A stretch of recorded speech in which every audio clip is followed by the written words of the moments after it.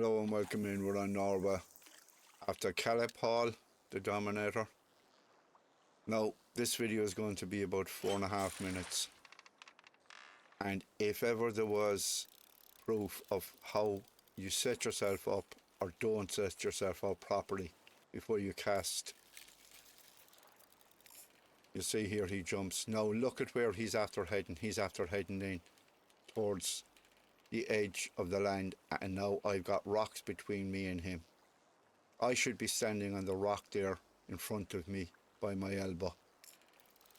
And you see now, look, we're after nearly getting cut off by the rocks.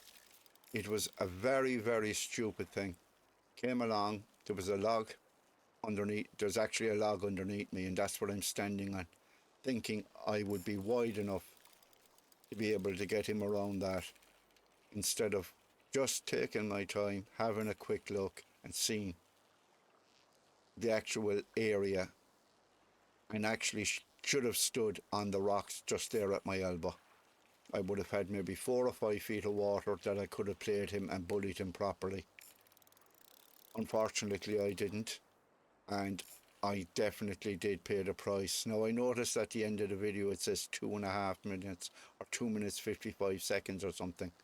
But I can tell you this much, it took well longer than that, because I've cut out a good portion of the video of the fight. But you see here again, now we're in the rocks and I cannot get him out. I'm doing everything I can to get him out to the left. You'll see in a few minutes he actually jumps. And once he jumps, that seems to carry his momentum out to the left further, which is where I need him. And then I can start bullying him. But this was just a to and fro fight, back and forth, all because of his stupid rush to cast. Because I was originally fishing on the other side and there was a pole sticking up out of the water, and I felt this was going to happen, exactly this, but I would be in the same position and I would be broken off. So what I did was I ran around the rocks, but I stayed on the far side of the rocks and came back, because this guy gets spooked when you're close to him. So I made sure, and if you do come over to this side to fish for him, make sure you stay behind the rocks. It only takes an extra 15 seconds and I think you'll have a better chance of nabbing him. We're still hopping off this guy, hopping off this guy. It really was, I have to say, it was a stupid thing I did, but I've left it in, and I want people to see it so as that they don't make the same mistakes that I did. Just have a quick look. Here he is now. Comes into the shallow water. I think it's about 2 feet deep there, and he just takes off again. But because of where he is now, I have no problem. I know it's only attrition. He'll wear down and I can get him. Once I don't have the rocks to worry about, I know I can land this fish, and sure enough, we do land him. But it was a hell of a fight.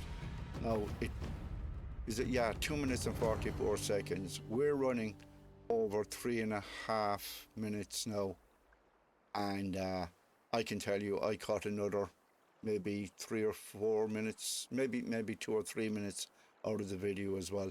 So this fight went on for a hell of a lot longer than 2 minutes and 55 seconds. But you see where I positioned myself, just moved slightly to the right and cast as far as you can. 4-0 swim bait on my strongest spinning rod. He's in that little cove there, and you can see where I position myself. So just fast travel down there, main outpost as per usual. So guys, hopefully you'll have learned a little bit from this. Happy fishing, tight lines, thanks for watching.